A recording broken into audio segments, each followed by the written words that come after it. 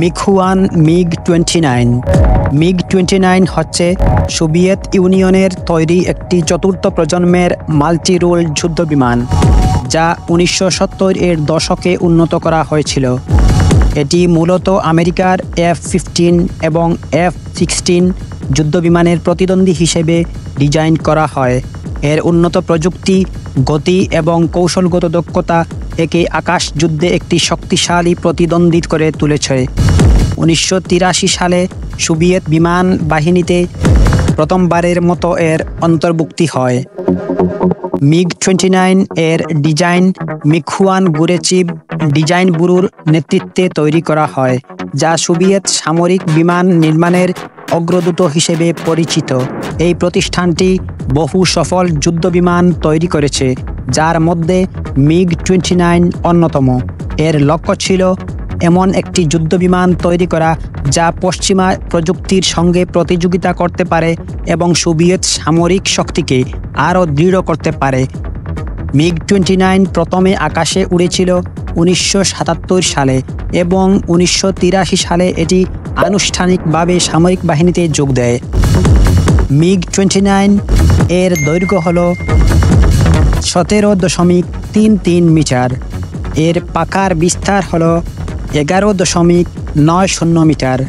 এর উচ্চতা হল 4.75 মিটার। এর খালি ওজন প্রায় 11,000 কেজি।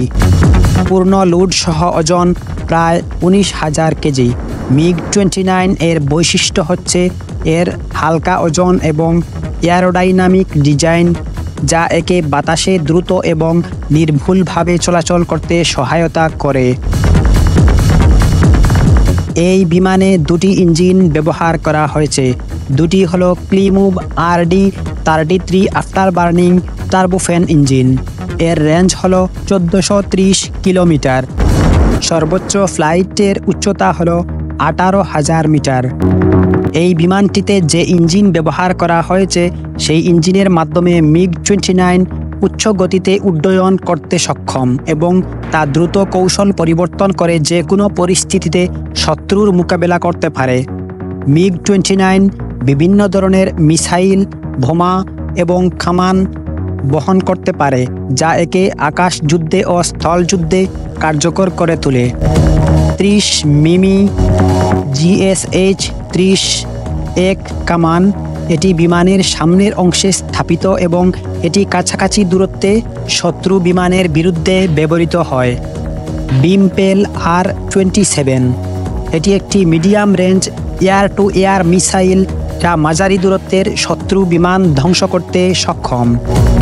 বিমপেল R-73 এটি short range air two air missile, যা কাছাকাছি থাকা শত্রু বিমানের বিরুদ্ধে ব্যবহৃত হয়।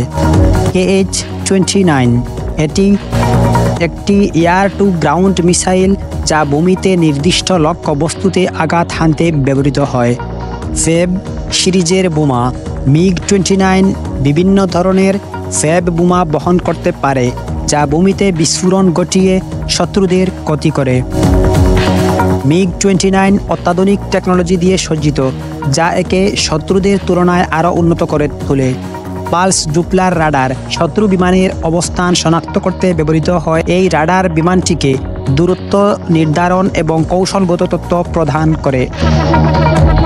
Infrared search and track IRST infrared signal ব্যবহার করে শত্রু বিমানের উপস্থিতি শনাক্ত করে। রাডার সিস্টেমে যদি শত্রু বিমানের অস্তিত্ব দেখা না যায়, তবুও ইনফ্রারেড সার্চ অ্যান্ড ট্র্যাক সিস্টেমে শত্রুকে শনাক্ত করতে সক্ষম। মিগ-29 1983 সালে সোভিয়েত ইউনিয়নের সামরিক বাহিনীতে যুক্ত হওয়ার পর এটি বিভিন্ন সামরিক সংঘর্ষে গুরুত্বপূর্ণ ভূমিকা পালন করেছে। এর মধ্যে উল্লেখযোগ্য কিছু যুদ্ধ হল গালফ ওয়ার, যেটি 1991 সালে হয়েছিল। এই যুদ্ধে মিগ-29 আকাশ যুদ্ধে ব্যবহৃত হয় এবং যুক্তরাষ্ট্রের যুদ্ধবিমানগুলোর বিরুদ্ধে গুরুত্বপূর্ণ ভূমিকা পালন করে। কোসোভো যুদ্ধ, যেটি হয়েছিল 1999 সালে, নেটো বাহিনীর বিরুদ্ধে সার্বিয়ার বিমান বাহিনী এই যুদ্ধবিমান ব্যবহার করে। ভারত পাকিস্তান সংঘাত ভারতীয় বিমান বাহিনী MiG-29 এর একটি শক্তিশালী বহর তৈরি করেছে, যা বর্তমানে ভারতের অন্যতম গুরুত্বপূর্ণ আকাশ প্রতিরক্ষা ব্যবস্থার অংশ।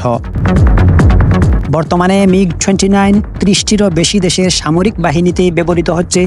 এর সহজ রক্ষণাবেক্ষণ এবং উন্নত কর্মক্ষমতা একে বিভিন্ন দেশের সামরিক বাহিনীতে অত্যন্ত জনপ্রিয় করে তুলেছে।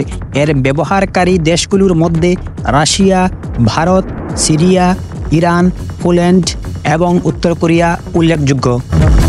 MiG-29 তার দ্রুততা, শক্তি এবং বহুমুখী অস্ত্র বহন ক্ষমতার কারণে একটি অত্যন্ত কার্যকর যুদ্ধবিমান হিসেবে প্রতিষ্ঠিত হয়েছে। এটি সোভিয়েত এবং পরবর্তীতে রুশ সামরিক বাহিনীর এক উল্লেখযোগ্য সাফল্য। আধুনিক সংস্করণগুলোর উন্নত প্রযুক্তি এবং আধুনিকায়নের মাধ্যমে এটি এখনও বিশ্বের অন্যতম শ্রেষ্ঠ যুদ্ধবিমান হিসেবে বিবেচিত হচ্ছে।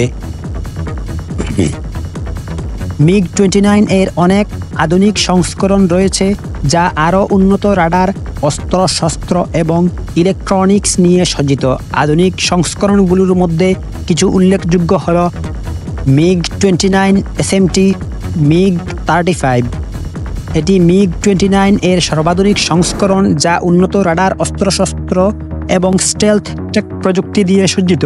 এই MiG-29 SMT এবং MiG-35 নিয়ে আমি পরবর্তীতে ভিডিও করব। বন্ধুরা, আশা করি ভিডিওটি আপনাদের ভালো লেগেছে। যদি ভালো লেগে থাকে তাহলে অবশ্যই লাইক, কমেন্ট এবং শেয়ার করতে ভুলবেন না।